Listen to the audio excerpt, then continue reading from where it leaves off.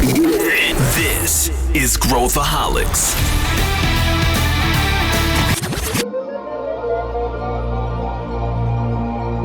This is Growthaholics. Olá, eu sou Pedro Van Gertner, CEO da Ace Ventures, e você está ouvindo o Growthaholics, podcast onde a gente fala de inovação e empreendedorismo de forma prática e aplicável. Nosso objetivo aqui é acelerar o seu negócio a cada conversa e transformar você em um verdadeiro Growthaholic. O ano está começando e se você trabalha com estratégia, crescimento ou inovação, provavelmente já tem o seu plano de 2026 em mãos. O ritual é conhecido: semanas de preparação, apresentações para o board, metas ambiciosas, cronogramas, desdobramento em OKRs, frameworks sofisticados, tudo pronto para mais um ciclo de execução. Mas a provocação que eu quero fazer é: quantos desses planos nos últimos anos viraram crescimento real, viraram realidade? Receita, atração, validação de hipóteses, testes bem-sucedidos, crescimento sustentável. Porque o que a gente vê na prática é que muitos planos morrem antes mesmo de serem ativados. E o motivo raramente é a estratégia em si. O que separa uma empresa que cresce de uma empresa que repete o mesmo plano todos os anos não é a genialidade da apresentação no PowerPoint, é a capacidade de executar com disciplina, testar com coragem e aprender com velocidade.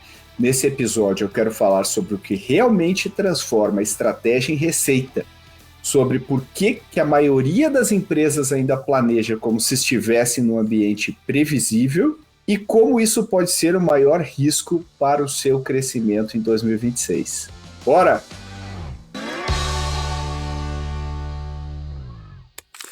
Todo mundo já viveu isso. A gente pega o último trimestre do ano, se dedica a mergulhar na estratégia da empresa, discute visões de futuro, reportes, relatórios, os números que a gente fez até agora, e aí a gente coloca tudo isso em um plano e depois culmina num orçamento. E a gente tem uma estratégia. A gente bota essa estratégia debaixo do braço. Muitas empresas gostam de desdobrar, ou deveriam, essa estratégia em indicadores pelas diferentes áreas da empresa para a gente conseguir medir a execução. Mas se a gente olhar na bolsa, as empresas listadas hoje, a média de crescimento fica na faixa de 7% ao ano. Entra ano, sai ano, planejamento, sem planejamento, e a taxa de crescimento continua muito parecida. E é muito interessante pensar sobre o planejamento estratégico enquanto atividade, porque o planejamento estratégico, como a gente conhece, começou a ser feito da maneira como a gente entende na década de 50, muito impulsionado pela BCG, Boston Consulting Group, lá atrás, quando tinha a sua comunicação trimestral. Aliás, um dos primeiros casos de marketing de conteúdo que a gente tem no mercado B2B, que a gente tem registro. E esse documento que circulava falava muito sobre a estratégia, obviamente importada da estratégia militar, e as empresas começaram a adotar em massa.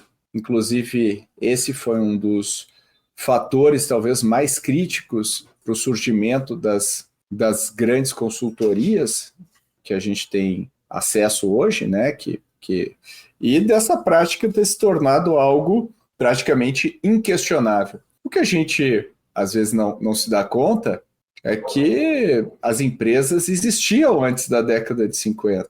Existiam empresas aí como grandes empreendedores, como Henry Ford, como Rockefeller, e todos esses ícones empreendedores. Ou seja, o mundo empresarial existia antes da disciplina formal de planejamento estratégico. Depois disso, isso se tornou praticamente um must-have. Todas as empresas têm que ter um planejamento estratégico. E hoje, né, a gente enxerga o que as empresas estão fazendo. Acho que a grande maioria delas faz o que a gente poderia chamar de um planejamento orçamentário, praticamente. A gente brinca muito do o dezão, que é o 10% de crescimento, e muitas vezes um comportamento que a gente fala de água viva, ou seja, água viva quando está na água, ela não consegue nadar para os lados e ela controla basicamente a profundidade e algumas coisas, mas ela navega junto com o ritmo das marés. E o ritmo das marés é o mercado como um todo. Mas mesmo assim, existem empresas que conseguem quebrar essa barreira e crescer acima da média. A gente gravou um episódio sobre estratégia alguns meses atrás, acho que há um ano atrás, a gente vai colocar aqui nas notas do episódio, que acho que vale a pena. A gente fala muito sobre o que é uma má estratégia e o que é uma boa estratégia. Mas o que a gente aprendeu é que com a mudança que a gente está vendo no mercado, na economia, na maneira como as empresas operam hoje, a gente também tem que pensar de maneira diferente sobre crescimento. E o que é uma estratégia, se não algo que vai nos posicionar para crescer e de maneira saudável? O que é crescer de maneira saudável? É crescer com lucratividade, crescer de maneira estruturada. É isso. No final do dia, a estratégia está muito relacionada com a resposta à pergunta: como que eu vou competir nesse mercado que eu escolhi para competir e colher o resultado que eu gostaria de colher. Ok, então falamos um pouco da estratégia, da problemática e de empresas que ainda fazem planos de 5 anos, algumas fazem planos de até mais tempo, o que eu acredito que, dependendo do setor, alguns raros setores talvez isso possa fazer sentido, mas eu acho que a gente está navegando para mares cada vez mais incertos, com o surgimento massivo da inteligência artificial, tudo que a gente está observando de mudança no mercado como um todo, e aquele quase fetiche que a gente tem por aqueles relatórios de tendência, o que vai acontecer no futuro, a gente está vendo uma tendência A, uma tendência B. Aquilo, embora seja muito sedutor, eu não embasaria o meu planejamento nisso. E eu acho que a gente tem que falar de componentes que não estão presentes no planejamento estratégico da maneira como a gente costumeiramente enxerga. Algumas coisas alguns elementos que eu acho que a gente tem que colocar. Primeiro, velocidade. Os ciclos, a gente sempre fala, estão encurtando. Se os ciclos estão encurtando, pensar num planejamento que eu faço no último trimestre do ano para revisar no último trimestre do outro ano, 12 meses depois, não me parece a melhor maneira de lidar com a velocidade. Se a gente precisar fazer ajustes de rota, ou se a gente descobrir alguma coisa, como que a gente lida com isso? Então, esse é um elemento importante. Outro que tem a ver com isso é saber lidar com a incerteza, saber administrar a incerteza. O outro é saber fazer planejamentos que não são necessariamente lineares. O planejamento linear ele é baseado, obviamente, na certeza. E a gente está vivendo uma era do não linear. Então, o que eu queria entrar com vocês agora não é um planejamento estratégico 2.0. E eu não acho que os planejamentos, se a gente for ler aquilo que a gente faz no final do ano, eles são inadequados para a empresa. E muita gente fala, né, de 3 elementos, do elemento da estratégia, do elemento da execução, de como a empresa faz as coisas, e da cultura, que obviamente impacta todo o resto. A frase clássica de a cultura como estratégia no café da manhã é extremamente verdadeira. Então, eu acho que o planejamento, se a gente for olhar, ele normalmente faz sentido. Mas eu também acho que o planejamento normalmente responde muito ao que o mercado está falando naquele dado momento. Ou seja, se o juros está alto, está todo mundo cortando despesa, e aí o discurso dos executivos é: pessoal, agora é back to basics, vamos voltar para aquilo que a gente sabe fazer, vamos maximizar a lucratividade. Se o juros baixa, né, o juros está alto, o juros baixa, o mercado começa a falar: não, pessoal, temos que inovar, temos que ir para o Vale do Silício, temos que... Quer dizer, se todo mundo faz as mesmas coisas, provavelmente a gente não tira aquilo que o mercado financeiro fala de alfa, gerar alfa. Então, se eu tenho um fundo, se a média de retorno dos fundos num dado mercado é de 10% ao ano e eu gero 11%, aquele 1% é o meu alfa que eu gerei. E para eu gerar alfa, a única garantia que eu tenho que ter, que eu sei, é que eu não posso fazer o que os outros estão fazendo. E simplesmente fazer melhor o que os outros estão fazendo, eu também não acho que é uma estratégia vencedora. Porque diferente é melhor que melhor. E eu acho que diferenciação e ter coragem para abraçar o que a gente tem convicção, e coragem também para criar convicção, e coragem para não mudar de rumo quando a gente decide alguma coisa, simplesmente porque alguém questionou ou qualquer coisa assim, também faz parte da lógica que a gente está fazendo aqui. Então, o ponto que eu quero introduzir aqui é que se os planejamentos, embora tudo isso que eu falei, ciclos são muito longos e tudo mais, não necessariamente coloca uma coisa completamente fora do que a gente deveria enxergar, onde é que está o problema? Por que eu não cresço? E eu não queria dar uma resposta para vocês tão simples quanto execução. Embora no final do dia seja. No final do dia, tudo é execução. Mas o que eu quero compartilhar aqui com vocês é o que a gente aprendeu interagindo com milhares de startups. E eu diria para vocês que a maior parte das startups não faz um processo de planejamento estratégico formal como a gente vê na maior parte das corporações. E muitas delas crescem bem acima da média do mercado. E aí a pergunta que fica é: o que elas podem nos ensinar? O que a gente aprende com as startups? Então, mesmo que elas cresçam acima da média, algumas crescem numa base já relevante de faturamento e continuam crescendo. E se a gente olhar, por exemplo, exemplos do Vale do Silício, muitas empresas crescem bem acima de 10% ao ano. Então, a pergunta que fica aqui é: o que essas empresas fazem diferente? Que é o que eu sempre gosto de pensar. Não necessariamente na semelhança, mas nas diferenças, porque é ali onde a gente aprende.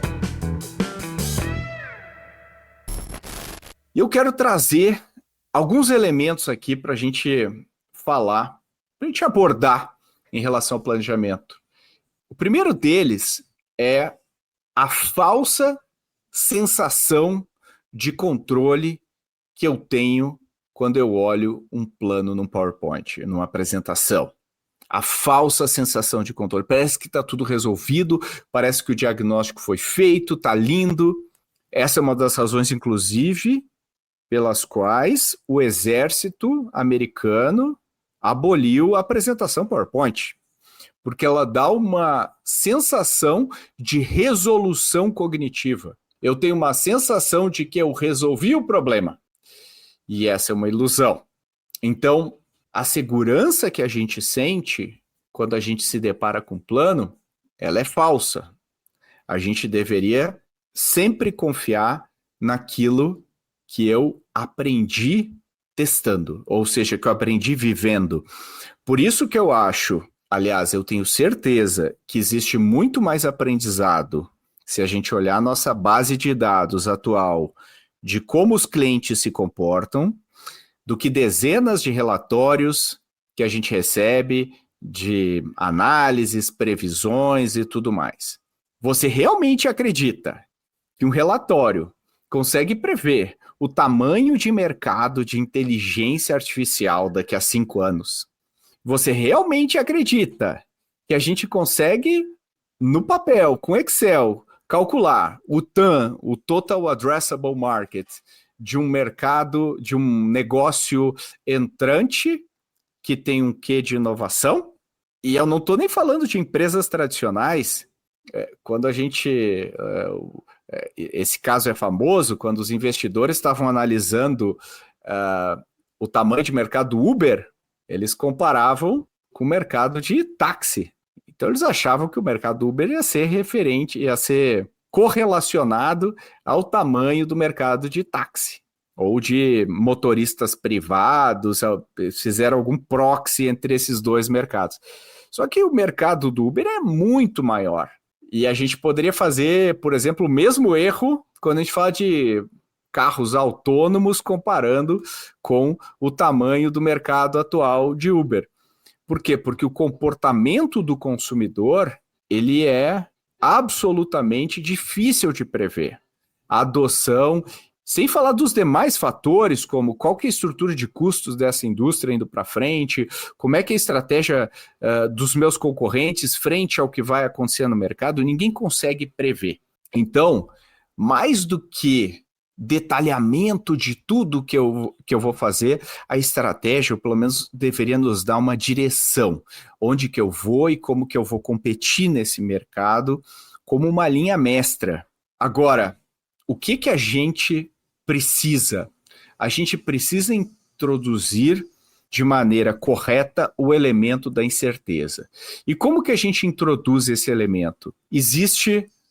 eu gosto muito da metodologia que a Rita McGrath, que é uma das principais estrategistas hoje que falam de inovação vivas no mercado, e ela criou esse conceito de Discovery Driven Planning. E eu vou dar um exemplo. Imagina que a gente faz um business case aqui do que vai acontecer com um novo negócio que eu vou lançar. E aí eu estabeleço várias premissas. Eu estabeleço que o ticket médio vai ser X, eu estabeleço que eu vou... minha margem vai ser Y, a taxa de conversão de clientes vai ser Z, e eu coloco todas essas premissas e ele me mostra um resultado. Só que eu não sei nada disso, eu estou chutando tudo isso. E essa é a razão pela qual a grande maioria, eu nunca vi, se você tem a experiência de que eles acontecem, me mande, por favor, no LinkedIn, porque eu nunca vi um business case se realizar conforme ele foi planejado. E ele não se realiza conforme ele foi planejado, porque ele não pode se realizar. É impossível, porque a gente não tem um só fator. A gente chuta mais de um fator. E quando a gente coloca um problema multivariado, com um monte de variáveis chutadas, obviamente ele não bate com a realidade. E o que a Rita McGrath propõe é que a gente crie pequenos experimentos para testar cada uma dessas variáveis. Então, eu acho que a taxa de conversão vai ser X%. Por que eu não crio um pequeno experimento onde eu vou conseguir medir a taxa de conversão e depois eu volto para o meu business case e aplico essa taxa de conversão lá? Essa é a lógica do Discovery Driven Planning. A gente tira o acho pelo sei. Qual que é o problema? Se a gente quer um business case que fique pronto em uma semana, a gente não vai ter. E o segundo problema é que a gente tem muita dificuldade de lidar com experimentos e o resultado desses experimentos. Então esse é um elemento, como que a gente planeja as coisas. O segundo elemento, às vezes a gente culpa mercado, a gente culpa a estratégia, a gente culpa N coisas para justificar o não atingimento de uma receita. E o que a gente descobriu é que existe o que a gente chama de vazamento de receita. O que significa vazamento de receita? Se uma pessoa fosse responsável por tudo e ela fizesse passo a passo tudo para atingir um determinado resultado e rodasse experimentos para otimizar esse resultado, o vazamento de receita é mínimo. À medida que a gente não consegue fazer isso e essa pessoa tem que ter uma pessoa de vendas, tem que ter uma pessoa de marketing, tem que ter, e agora eu preciso de uma estrutura para qualificar leads, eu preciso de uma... Aí eu tenho a minha área de produto que vai pensar no meu upsell, e eu começo a colocar outros elementos, é na intersecção desses blocos onde a gente começa a perder receita. Porque, eu defini, por exemplo, com um grau de imprecisão o meu ICP, o meu cliente-alvo. Esse grau de imprecisão, ele vai ser adotado pelo marketing, que vai passar o lead que provavelmente não tem a melhor qualificação para vendas, e assim por diante. Ou eu tenho uma equipe de representantes que está pelo país inteiro, e esses representantes, por exemplo, vendem mais de um produto, e eu tenho mais de um canal. Quando eu coloco todos esses elementos aqui, eu me pergunto, será que eu estou fazendo a cobertura ideal dos clientes? Será que eu estou vendendo as coisas do melhor jeito? E aí eu começo a ter vários elementos. E aí é onde a gente tem o que a gente chama de vazamento de receita. E a maneira de combater o vazamento de receita não é voltando para o planejamento estratégico, como normalmente a gente planejamos errado, planejamos mal. A maneira é executando experimentos de tiro curto, mais rápidos, onde a gente consiga, primeiro, listar as hipóteses do porquê isso está acontecendo e executar cada um desses experimentos. Uma vez esse experimento dando resultados, eu coloco de volta para a operação ajustado, e aí a gente vai ter um efeito muito parecido com juro composto, não com aquele efeito que a gente costuma pensar que é uma bala de prata que vai resolver aquele problema. Então é isso que a gente tem que pensar aqui, como que a gente consegue criar uma esteira de experimentos em cima da inspiração do planejamento estratégico, em cima das premissas que a gente tinha, mas olhando o sistema que a gente tem. E a resposta para a geração de receita adicional e etc., tem a ver com o sistema, em como que a gente organiza e executa o sistema. É claro que tem, de novo, é um problema multivariado, eu tenho várias peças móveis aqui no meu quebra-cabeça. E se eu não analisar cada uma delas de maneira específica, eu não vou conseguir aumentar minha receita. E por que eu estou falando isso? Porque isso é exatamente o que uma startup faz. Então, quando a startup cria uma máquina de vendas e ela não está conseguindo bater os números que ela propõe, a solução não é, vamos consertar a máquina de vendas, vamos treinar melhor as pessoas. Talvez até seja isso. Mas se a gente for olhar com mais pragmatismo, a gente fala, peraí, será que a gente está oferecendo o que o cliente quer? Vamos ajustar a proposta de valor. Será que esse é o produto que o cliente quer? Vamos testar um outro produto. Será que o preço está adequado? Vamos testar o preço. Será que o pitch do vendedor é o melhor? E quando a gente começa a listar tudo isso aqui, a gente vê que provavelmente é uma combinação de vários desses fatores. E é essa a razão por trás do não atingimento, na maior parte das vezes, da meta, especialmente quando a gente está falando de organizações maiores, mas também de organizações menores. Da gente tentar resolver ou responder, né, por que eu estou tendo esse problema da maneira mais simples e mais fácil, quando na verdade a resposta é que eu não sei. Eu não sei. Então a gente acaba não conseguindo isolar os fatores e a gente não consegue, a partir deles, realmente aprender. Em cima disso, a pergunta que fica é: o que você consegue fazer na prática para destravar a receita? A primeira coisa, né? Eu não estou querendo menosprezar o planejamento estratégico. Vai lá e faz o planejamento estratégico. Você tem que ter disciplina orçamentária, você tem que ter os números, discutir, né, como dizia o Eisenhower, um plano é inútil, mas planejar é fundamental. Ou seja, o ato de planejar é mais importante do que o plano final. Porque o ato de planejar vai fazer você pensar de maneira diferente sobre o seu desafio. Ou seja, é muito saudável fazer isso. Mas voltando aqui para a prática, não estou atingindo o resultado que eu deveria. O que a gente tem que fazer é listar o que a gente vê, o que os dados dizem e transformar tudo isso em hipóteses. A partir do momento que a gente quebra isso em hipóteses menores, a gente tem que fazer uma priorização de experimentos que eu quero rodar. Então, eu quero testar um preço diferente. Eu quero testar uma abordagem diferente. Eu quero testar uma forma de vender diferente, um canal diferente, qualquer coisa aqui que a gente quiser testar. Ou eu acho que o problema está na apresentação que a gente usa, que é ruim. Pode ser uma coisa micro. E aí eu vou priorizar. Eu vou criar uma matriz, vou priorizar e eu vou rodar um experimento, fazer um teste.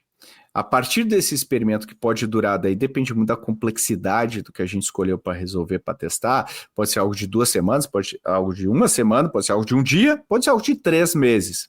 Eu estou falando de uma grande corporação, provavelmente o ciclo está mais na linha de 3 meses, e quando eu estou falando de uma startup, a gente consegue ter vários testes rodando simultaneamente. Então, eu vou testar, eu vou executar o teste. E aí eu vou medir o que aconteceu. O que aconteceu? E aí vem o interessante, né? O resultado de um teste não é um erro ou um acerto. O resultado de um teste é um aprendizado. Ah, não moveu a agulha. Peraí, mas não, vamos estudar melhor o que aconteceu aqui. Como que a gente fez esse experimento? O que aconteceu? Qual que foi o resultado? Tem algum outro resultado que apareceu que a gente não era o objetivo do teste, mas a gente pode usar como aprendizado, talvez para um próximo teste?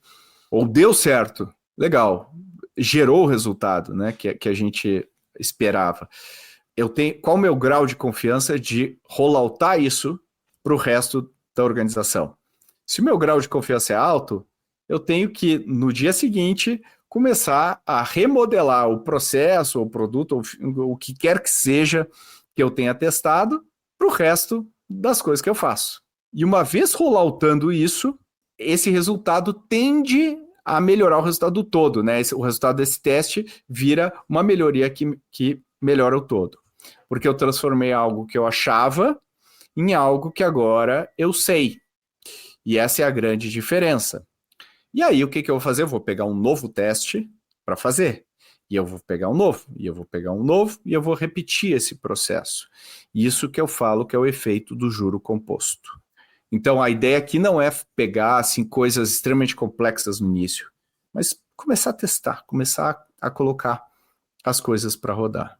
Aqui na nossa área de consultoria, que chama Ace Cortex, que atende grandes corporações, aí Brasil afora, a gente acredita tanto nesse modelo que a gente criou um produto que se chama Revenue Studio, que é uma área de testes voltada para grandes corporações, geralmente respondendo ao C-Level, ao VP de vendas, de marketing, até o CEO, que roda esses experimentos e volta e traz e ajuda a introduzir. E o resultado é sempre incrível, incrível. Assim, o número de oportunidades que existe de reduzir o vazamento de receita ou até criar novas fontes de receita é muito grande. Então, eu estou falando isso por experiência própria, tanto empreendendo e criando valor nos meus negócios, quanto apoiando empreendedores, quanto corporações. Então, eu posso dizer que funciona em todo o espectro esse tipo de abordagem. Então, o que a gente tira daqui? Primeiro, a estratégia em si não gera o crescimento que a gente quer. É como que a gente coloca essa estratégia para rodar que gera o crescimento. Planos genéricos não funcionam. A gente precisa ter diferenciação, a gente precisa pensar em como que eu vou fazer diferente da média do mercado. Inteligência de mercado é ótimo, só que mais do que nos guiar, ela tem o papel de ajudar a gerar alguns insights, mas a grande maioria dos insights vem direto do aprendizado que eu tenho na minha própria operação. A disciplina de execução de um plano e a forma que eu cobro ele é fundamental. Criar um business case com premissas que eu inventei é uma obra de ficção. Tudo tem que ser baseado em testes. A gente nem falou muito nesse episódio, mas inteligência artificial é uma grande ferramenta para a gente acelerar um roadmap de testes e criar cenários que a gente não conseguia criar antes. E eu diria que a grande oportunidade de AI está na linha de cima da empresa, não na linha de eficiência. Por quê? Porque todas as empresas vão criar projetos de eficiência muito parecidos. Agora, lembrando que a diferenciação é o que cria valor, usar inteligência artificial na linha de cima ou para acelerar esse tipo de experimentação gera muito valor. Pequenos testes têm muito valor e são fundamentais para a gente conseguir testar hipóteses. Não tenha medo de testar pequeno, porque pequenos testes geram aprendizados muitas vezes surpreendentes para a organização. E se a gente quiser pensar em crescimento sustentável ao longo do tempo, a gente tem que pensar em juro composto. Não é uma bala de prata que vai resolver, são vários pequenos experimentos direto da trincheira que fazem com que a gente aprenda. Se você está ouvindo esse episódio no começo de 2026, tem uma vantagem. O ano ainda está aberto. E se tem uma coisa que ficou clara até aqui, é que não é o plano que gera crescimento. É o teste, é a execução e é o aprendizado. Estratégia que não aprende não serve. Crescimento que não vem da prática não sustenta uma empresa. E incerteza, a gente tem que aprender a lidar com ela. A gente tem que abraçar a incerteza. Porque a incerteza não é uma desvantagem. É um aspecto do jogo que a gente pode transformar numa vantagem. Então, em vez de seguir cegamente um plano que foi feito no final do ano anterior, esteja disposto a testar as premissas ao longo do ano inteiro. Execute como se fosse uma startup, ou seja, erra pequeno, aprende rápido e se acertou, se deu certo, escala aquele experimento. Essa é a diferença entre quem espera resultado e quem constrói resultado. Se esse episódio te provocou, manda ele para alguém que também está com o plano pronto e precisa transformar a intenção em tração. E claro, segue o Growthaholics aqui no Spotify e avalie o episódio por lá com 5 estrelas e comenta o que você achou desse episódio. E a gente se vê no próximo Growthaholics.